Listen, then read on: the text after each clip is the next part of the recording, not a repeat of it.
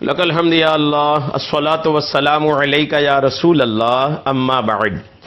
سلسلہ ہے تذکرہ اسلاف کا اس مبارک بابرکت اور پر از رحمت سلسلے میں ہم اپنے اسلاف کا ذکر خیر کرتے ہیں۔ آج جس عظیم الشان شخصیت کا ہم ذکر خیر کرنے جا رہے ہیں، دنیا میں آپ کا نام کہیں سے بھی محتاج تعارف نہیں ہے۔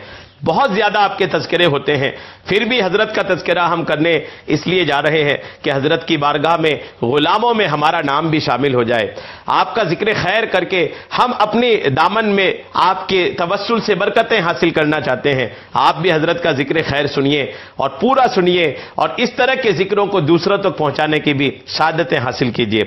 آج جس عظیم الشان شخصیت کا ہم ذکر خیر کرنے جا رہے ہیں وہ سلسلہ اشرفیہ کے اولین بزرگ اشرف الاولیاء حضرت مخدوم اشرف جہانگیر سمنانی رحمت اللہ تعالی علیہ کی مبارک بابرکت پر از رحمت ذات ہے۔ آج آپ کا ذکر خیر ہم اس مناسبت سے کرنے جا رہے ہیں کہ 27 محرم الحرام 808 ہجری کو حضرت کا وصال ہوا تھا۔ محرم کی 27 تاریخ ہے۔ ہم حضرت کی بارگاہ میں خراج عقیدت پیش کرنے کے لیے یہ بیان آپ تک پہنچانے کی سعادتیں حاصل کر رہے ہیں۔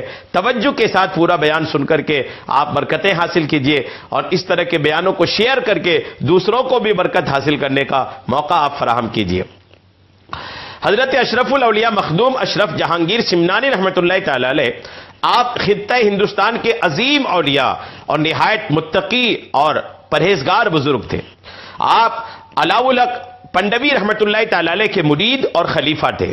آپ کو چاروں سلسلوں سے فیض ملا تھا، کیونکہ آپ کو وقت کے تمام پیران اعظام کی صحبت میسر ہوئی تھی، اور آپ نے ہر ایک سے روحانی تربیت پائی تھی۔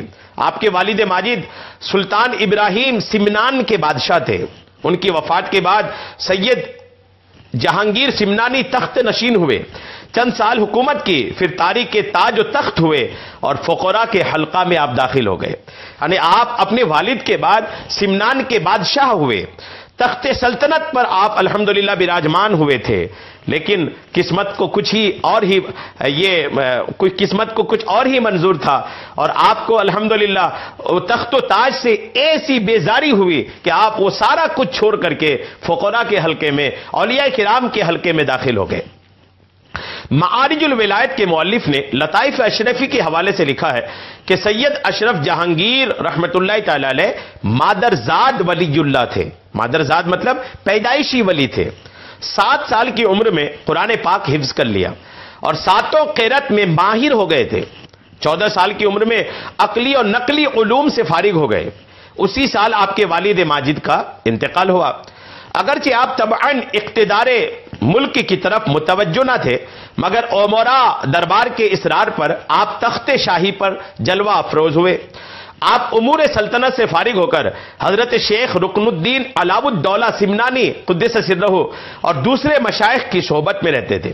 ایک دن حضرت خضر علیہ السلام تشریف لائے اور فرمایا، اگرچہ آپ کو امور سلطنت سے فراغت نہیں، مگر نقش اسم اللہ کے اجمالی معانی ذہن نشی کر لیں، اور اس میں ذات کو دل کی زبان سے ادا کرتے رہا کریں، اور انفاس سے واقف ہونا چاہیے۔ آپ حضرت خضر علیہ السلام کے کہنے پر گامزن رہے تو آپ کو بے پناہ روحانی فوائد حاصل ہوئے۔ پھر حضرت خواجہ اویس کرنی رحمت اللہ تعالی علیہ خواب میں تشریف لائے اور آپ کو اذکار اویسیہ سے واقف کر دیا۔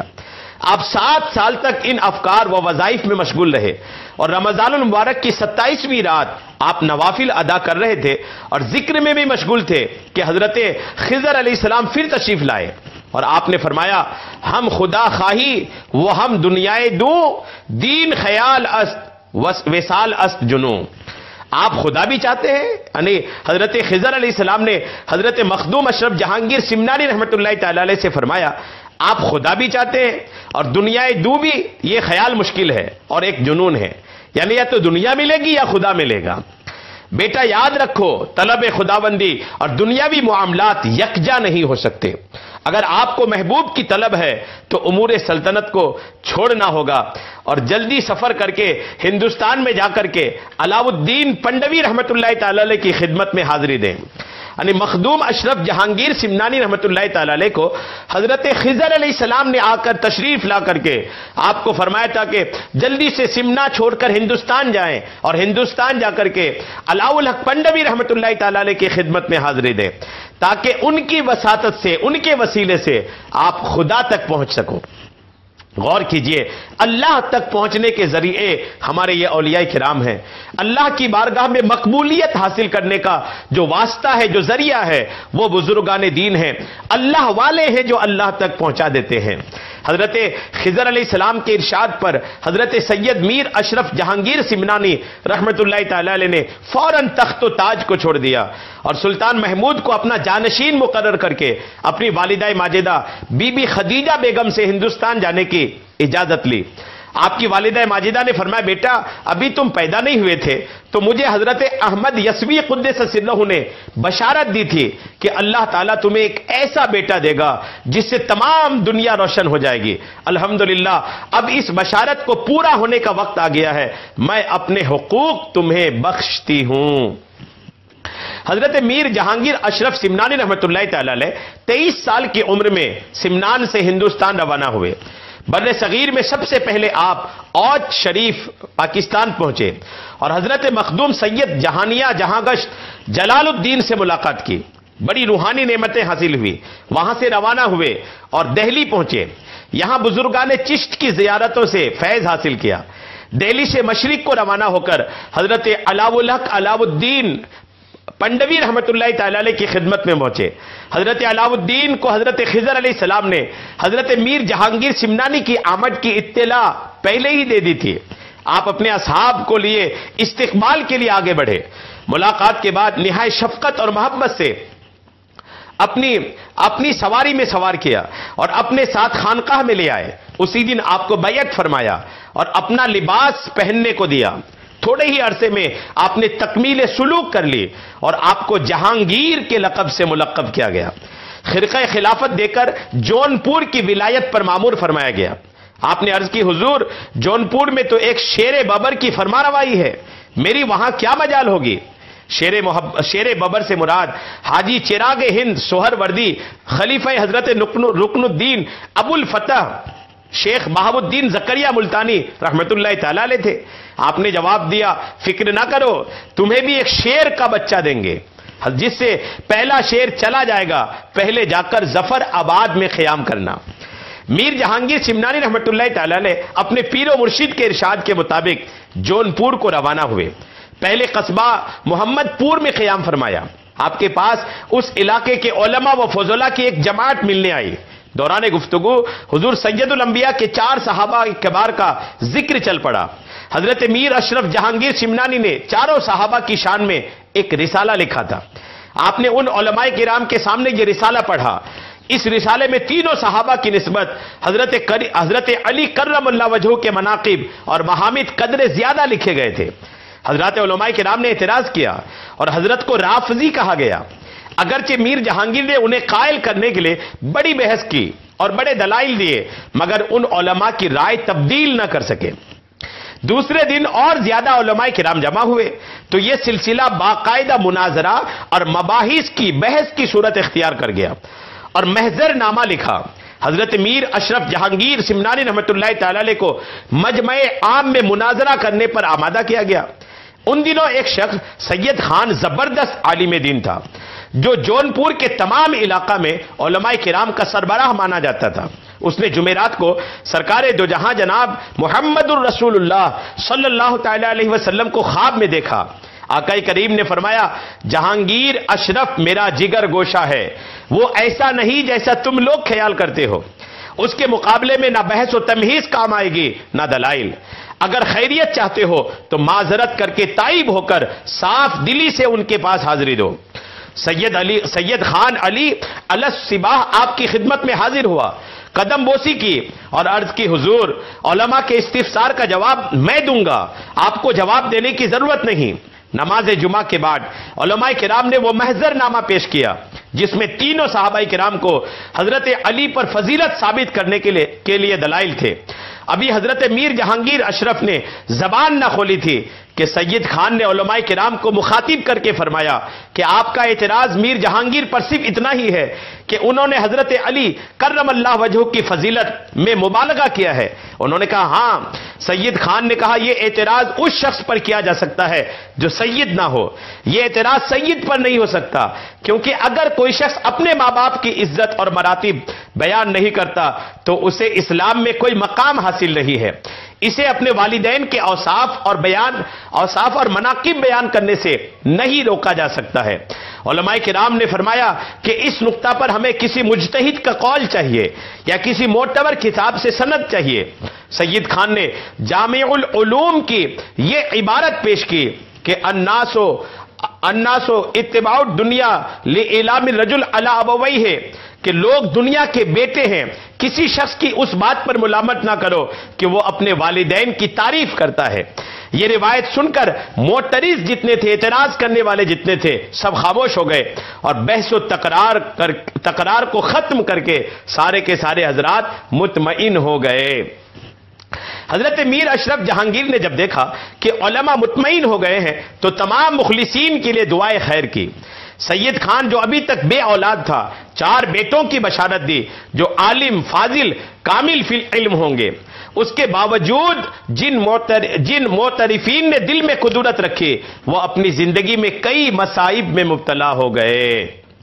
معارج الولایت میں لکھا ہے کہ جن دنوں آپ ظفر آباد میں قیام فرما تھے, چند بھانڈوں نے بعض معاندین اور حاسدین کے اکسانے پر ایک زندہ شخص کو کفن پہنا کر آپ کے پاس جنازے کی شکل میں اٹھایا اور حضرت کے پاس لے گئے اور کہا حضرت اس مردے کا جنازہ پڑھا دیں. آپ ان کے کہنے پر اپنے احباب سمیت اٹھے اور جنازہ گاہ میں پہنچ کر نماز جنازہ کی جماعت کرائی. بھانڈوں کا ارادہ تھا کہ جب آپ جنازہ پڑھائیں گے تو مردہ اٹھ کر بھاگ کھڑا ہوگا اور ہم حضرت کا مذاق اڑائیں گے. حضرت میر جہانگیر سمنانی کو نور باطن سے یہ ساری صورتحال معلوم تھی. آپ نے بار بار لوگوں کو کہا کہ یہ جنازہ کسی اور سے پڑھوائیں, مگر انہوں نے اصرار کیا. انہوں نے بہت زور دیا کہ نہیں آپ ہی پڑھائیں. آپ نے جنازہ کی قیادت فرمائی. ابھی آپ نے پہلی تکبیر کہی تھی کہ ملک الموت نے اس شریر جعلی مردے کی روح قبض کر لی. وہ نماز جنازہ مکمل ہونے تک نہ اٹھا. بھانڈوں جتنے لوگ یہ شرارت کرنے آئے تھے, دوسرے لوگ اس کے سرہانے پر پہنچے. دیکھا تو وہی واقعی مرا ہوا تھا. رونا دھونا شروع کیا. اگرچہ انہوں نے بڑی معافی مانگی, معذرت کی, مگر آپ نے کہا اب کوئی فائدہ نہیں. اس کرامت کی شہرت نے تمام علاقہ کے لوگوں کو آپ کا عقیدت مند بنا دیا. حضرت حاجی شیخ چراغ ہند قدس سرہ اس ولایت کے مالک تھے. پہلے تو آپ کو حضرت میر اشرف جہانگیر سمنانی کی یہ مقبولیت اور شہرت پسند نہ آئی, لیکن آپ کو اتنی ہمت نہ تھی کہ آپ کے خلاف اٹھ کر کے کوئی ایسا کام کر سکے, حضرت کو تکلیف پہنچا سکے.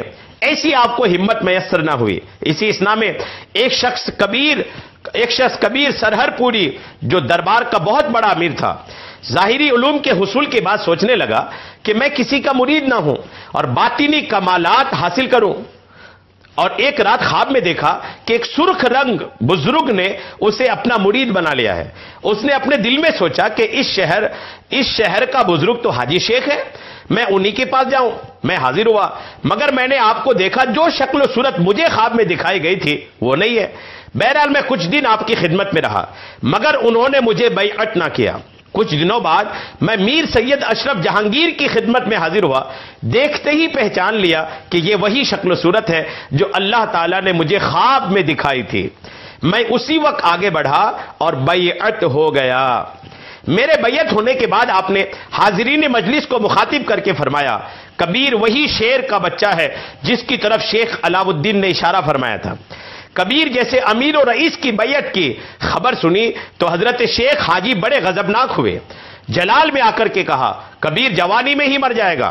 یہ بات سن کر کے حضرت میر اشرف جہانگیر نے فرمایا غم نہ کرو, تم پیر کبیر بنو گے اور بوڑھے ہو کر کے وفات پاؤ گے. تم اپنا کام کرو اور کسی کی پرواہ نہ کرو. الحمدللہ پیر کبیر نے کہا پہلے حاجی شیخ مر جائے پھر شیخ کبیر کو موت آئے. چونکہ یہ تینوں ارشادات اولیاء اللہ کی زبان سے نکلے تھے, اللہ نے پورے کر دیے. شیخ کبیر 25 سال کی عمر میں بوڑھے دکھائی دینے لگے, آپ کے بال سفید ہو گئے. شیخ حاجی چراغ شیخ کبیر کی زندگی میں ہی فوت ہو گئے. ان کے 5 سال بعد شیخ کبیر بھی فوت ہو گئے. الحمدللہ شجرہ چشتیہ میں لکھا ہے کہ حضرت سید اشرف جہانگیر جونپور کی سیر کرنے کے بعد کچھوچا شریف تشریف لے گئے. ان دنوں وہاں ایک کامل جوگی رہتا تھا. اس جوگی کے 500 چیلے ہر وقت فضا میں پرواز کرتے تھے, اڑتے رہتے تھے. حضرت کو اس جوگی سے واسطہ پڑا. جوگی نے کئی قسم کے استدراجی شعبدے اور حملے کیے, مگر حضرت پیر میر جہانگیر اشرف ہر وار سے بچ جاتے. آخر تنگ آ کر جوگی نے اپنی شکست مان لی اور آپ کی خدمت میں حاضر ہو کر اسلام قبول کر لیا اور تمام چیلوں کو لے کر آپ کا مرید ہو گیا. حضرت میر اشرف جہانگیر نے جوگی کی قیام گاہ پر ایک خانقاہ تعمیر کرائی, خاص حجرہ بنوایا اور ایک فرحت بخش باغ کی بنیاد رکھی جسے روح آباد کے نام سے مشہور کیا. وہاں سے شیخ بدیع الدین مدار کو ساتھ لے کر کے حج بیت اللہ کو روانہ ہوئے. حرمین شریفین کی زیارت سے فارغ ہوئے تو شیخ بدیع الدین تو واپس ہندوستان آ گئے, مگر میر اشرف جہانگیر مدینہ منورہ سے نجف اشرف کو روانہ ہوئے. وہاں سے بغداد شریف اور کربلا معلی پہنچے. وہاں سے روم پہنچے جہاں حضرت مولانا جلال الدین رومی علیہ رحمہ کے سجادہ نشین اور بیٹے سلطان دارا اور دوسرے مشائخ وقت کی زیارت کرتے ہوئے شام کو چلے آئے. دمشق میں حضرت فخر الدین عراقی کی زیارت کی. دوبارہ مکہ مکرمہ پہنچے اور حج ادا کر کے بغداد آئے. حضرت غوث الاعظم امام ابو حنیفہ امام احمد بن حنبل رضی اللہ تعالیٰ عنہ کی زیارات پر حاضری دے کر آپ کاشان جا پہنچے. شیخ عبد الرزاق کاشانی رحمت اللہ علیہ کی زیارت کی. وہاں سے سمنا آئے. ان دنوں آپ کی ہمشیرہ بھی زندہ تھی. ان کے پاس کچھ عرصہ رہ کر اس کی دلدہی کی, پھر وہاں سے اجازت لے کر مشہد مقدس پہنچے. امام علی رضا کے کاشانہ پر معتکف ہوئے. انہی دنوں امیر تیمور گورگانی بھی حضرت امام علی رضا کے مزار پر انوار کی زیارت کو آیا ہوا تھا. وہ حضرت میر اشرف جہانگیر کا معتقد تھا. خدمت میں حاضر ہو کر قدم بوس ہوا. یوں الحمدللہ پھر آپ دوبارہ ہندوستان تشریف لائے اور کچھوچا مقدسہ میں آپ نے قیام فرمایا. 27 محرم الحرام حضرت کے یوم عرس ہے. اللہ تبارک و تعالی حضرت کے مزار انور پر خوب خوب برکتیں نازل فرمائے. آمین بجاہ النبی الامین صلی اللہ تعالی علیہ وسلم.